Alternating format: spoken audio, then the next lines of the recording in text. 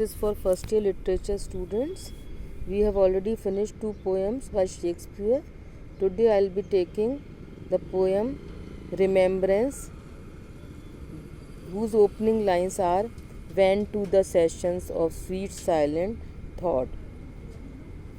I'll give you a brief introduction of the poem, and then I will take up the difficult words and then line by line explanation of the poem.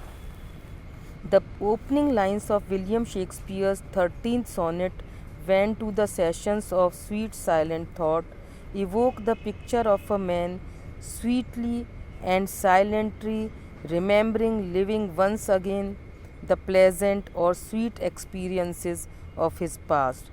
The situation, however, soon shifts from silence to a sigh and from pleasantries to a lament for projects never completed, for things which he could not complete in his life, desires never fulfilled. The angst of this cannot be confined to the past but burst into the speaker's present consciousness. He suffers intense nostalgic pain for the wasted time that can no longer be reclaimed. Old woes are reborn, exacerbating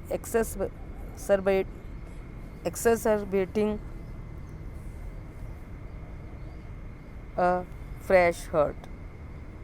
The second quatrain of the sonnet expands this idea, but the pain is heightened as the author thinks of the people who will never again come into his life.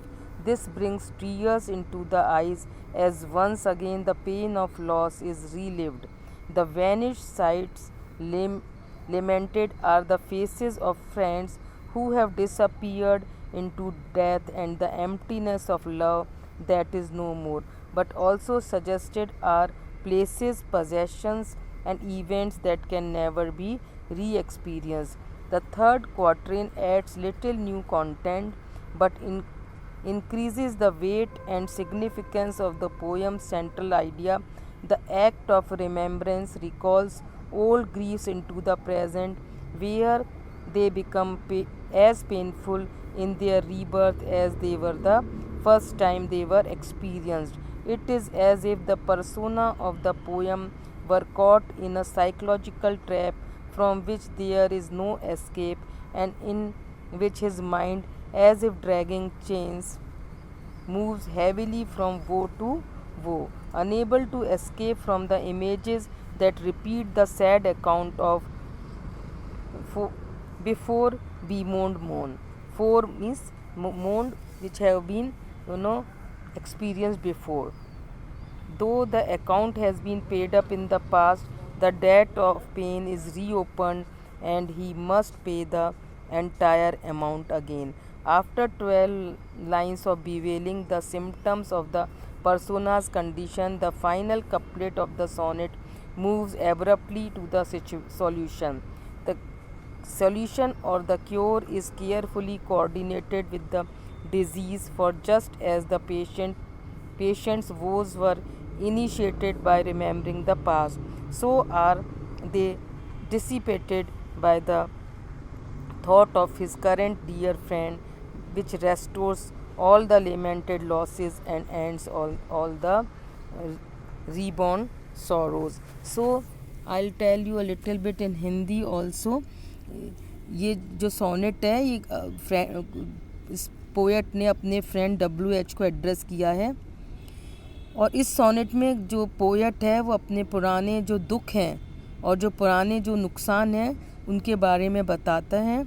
और जब ये कहते हैं कि जब ये जो poet है when he remembers the things which happened in past, जो उनके साथ घटनाएं जो हैं बीती हैं, तो वो अनेक बातों के लिए दुख से भर जाते हैं. ही is reminded of many events जिनकी उन्होंने एंड मैनी थिंग्स जिनकी इन्होंने इच्छा की थी पर he could not get them, और ये उनको ये सिचुएशन है वो बड़ी पेनफुल लगती है. इस प्रकार उनके जो पुराने वुंड्स हैं वो फिर से जो है वो हरे हो जाते हैं. लेकिन पोएट अपने उन मित्रों के फ्रेंड्स के बारे में सोचकर जो अब इस संसार में नहीं रहे। ही डजंट लेमेंट, उनके बारे में वो कोई दुख नहीं मनाते हैं। जब वह उन पुराने इवेंट्स के बारे में अब जो दृष्टि से ओझल हो चुके हैं सोचते हैं तो वह दुख से भर जाता है। लेकिन अपने पुराने मित्रों फ्रेंड्स की डेथ का दुख उन्हें इस प्रकार संताप से भर देता है मानो उन फ्रेंड्स की मृत्यु अभी कुछ समय पहले ही हुई हो। परंतु ऐसी मेंटल स्टेट में जब वो अपने मित्र WH के बारे में सोचते हैं तो उनके दुख दूर हो जाते हैं और उनकी सभी जो है नुकसान की पूर्ति हो जाती है। तो ये पोयम है, इसमें जो है जो tone of the poem is nostalgic, इसमें इनको पुरानी बातों की याद आ रही है और उन सब बातों की याद आ रही है जो कि वो उन्होंने ही विश्ड, उनकी इच्छा थी but he could not gate. In this way क्या हो रहा है, जो उनके पुराने सॉरोज हैं दे आर रिन्यूड, वो दोबारा से नए हो जाते हैं। And the poet thinks about his dead friends and he cries, and when he thinks about the past scenes and sights which have vanished now he is full of sorrow। और जब भी वो पास्ट सॉरोज के बारे में सोचते हैं जो अब गायब तो हो गए हैं लेकिन वो दोबारा से उनकी नज़रों के सामने से गुजरते हैं और उन्हें दुख से भर देते हैं। और जो उनके ओल्ड डेड फ्रेंड्स का जो उनको लॉस है वो जो अभी अभी ख़त्म हुए हैं, और but when in such a mood the thought of his friend comes to him all losses are restored and all his sorrows are over. So this is the theme of the poem कि वो दुख से भर जाते हैं जब पुरानी घटनाओं को याद करते हैं, पुराने फ्रेंड्स को याद करते हैं जो अब नहीं रहे। लेकिन वो कहते हैं कि जब उनके फ्रेंड जो WH जो जिनका है जो तो उनका जब वो उनका ख्याल आता है तो उनके जो जितनी भी उनको लॉसेस हुई हैं उनके जो है वो क्षतिपूर्ति हो जाती है। He is well compensated when he is reminded of his friend. So the poem is address to his friend, और वो जो फ्रेंड है उनकी याद जो है वो उनको वापस से। सो the poem ends on a positive note, जहाँ पोएम की शुरुआत दुख से हुई थी कि जहाँ पर ही is reminded of the past sorrows and everything, past things, past desires which could not be fulfilled.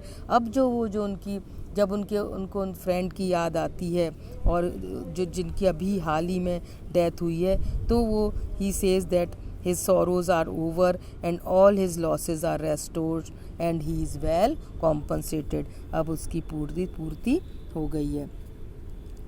And now I'll come to the poem itself. I'll take up the difficult words first. When to the sessions of sweet silent thought summon up remembrance of things past, sigh the lack of many a thing I sought, and with old woes new wail my dear times waste। So sweet and silent thought is meditation और remembrance और memory। here स्मृति जो होती है, so he is now meditating। sessions वैसे किसको कहते हैं, sitting of a court of council, लेकिन यहाँ पर मतलब है कि जब वो बैठते हैं, whenever he sits for meditation। sought in weeping woes are sorrows, दुख। new will means mourn again for, दोबारा से दुख हो जाना। times waste means times destruction for things dear to me, समय द्वारा जो आप जिन चीज़ों को चाहते हैं वो किस तरह से समय के द्वारा नष्ट कर दी जाती है। so he says that when in the silence he reflects on the past memories, he laments many things which he wished but could not get। This is a general lamentation. All our wishes are never fulfilled. We do not get all that we desire to get. When we think of such things, we are full of sorrow. In this way, old sorrows are renewed. Time which does not spare anyone destroys everything soon। All things in this world become a prey to time's destructive power। जितनी भी चीज़ें हमारे संसार में हैं वो सारी चीज़ें किसका शिकार होती है, समय का, क्योंकि समय क्या करता है, सभी चीज़ों को धीरे धीरे जो है वो उसको विनाश की ओर ले जाता है या उसको फिनिश करता चला जाता है. Shakespeare says that although he is not used to shed tears, yet tears come to his eyes when he is thinking of his friends who have been untimely devoured by death. वैसे वो कह रहे हैं जल्दी generally he doesn't weep, but उनको जब अपने friends की याद आती है तो जिनकी असमय मृत्यु हो गई, he is deeply full of सोरो. ही weeps for things and friends lost in the past. He sighs and mourns for all his losses suffered in the past. So he says, then can I drown an eye unused to flow. Unused to flow, not used to weeping, जो कि रोने की आदत नहीं है. For precious, precious कीमती, whom very dear to him, hid in death's dateless. So hid in death's dateless night, dead who are no more, dateless, unending, without any fixed limit. Woe is sorrow, and weep afresh loves long since cancelled, and mourn the expense of many a vanished. So sight is sight of friends, vanished to disappear. Expense is lost, woe is sorrow. So, he says that when in the silence he reflects on the past memories, he laments many things which he wished but could not get. And he also says that all things in this world become a prey to time's destructive power. He sighs and mourns for all his losses suffered in the past. The second line of this sonnet achieved a worldwide circulation in the literature of the 20th century with its concern with time. The alliteration running all through is noteworthy. Observe the beautiful alliteration in the following. Alliteration is repetition of the same sound. So you see the repetition of the sound W in these lines. And with woe, new veil, my dears, times way. So alliteration, this is a figure of speech when the same sound is repeated, and it adds to the beauty of the poem as well. Also it reinforces the meaning. So you notice woes, veil, waste, and similarly in the line friends hid in death's dateless night. So friends, hits, repetition of the sound, death's dateless nights, repetition of the sound D.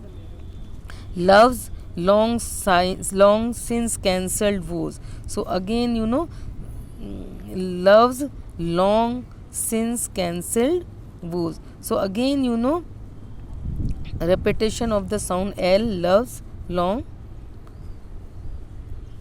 sessions of summon up.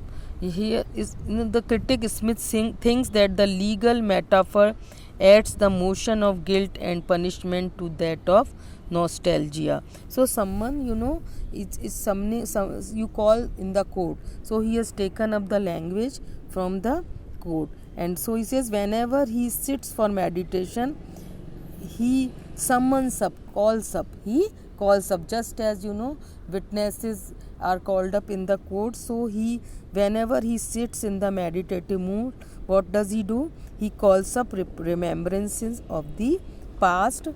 यादें, past की यादों को बुलाते हैं. Sigh the lack of many a things I sought wished for, जिनकी उनकी इच्छा थी, रहती थी. तो वो जो हैं, and then he sigh means to express sorrow. You in the life you desire after so many things, but you don't get all of them, so you sigh for them. So the poet, whenever he sits in the meditative mood, he is reminded of the things which he desired but he could not get. And with old woes new veil, my dear, times waste. And with what happens, जैसे पुराने जो woes हैं, sorrows, वो दोबारा से they again come before his eyes and start giving pain to him like the new ones, जो उनका ऐसा लगता है जैसे नए वो वापस से जो उनके जो घाव हैं वो कैसे हो गए हैं, वापस से ग्रीन हो गए हैं, और एक तरह से इट्स अ काइंड ऑफ री experiencing the same sorrow. So I'll take up the next lines in the next lecture. Thank you.